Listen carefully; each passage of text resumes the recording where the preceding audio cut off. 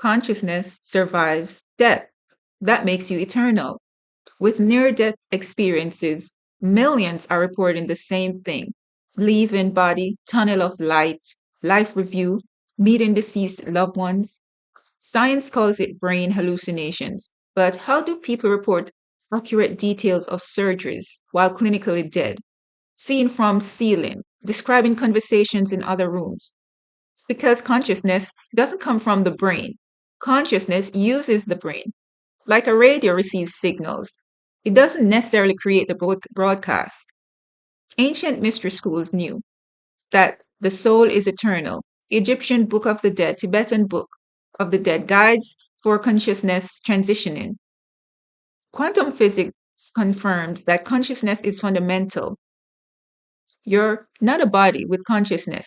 You are consciousness temporarily in a body. They made you fear death to control you, but you're eternal.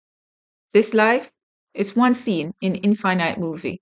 Death is an illusion. You are consciousness, and consciousness never dies.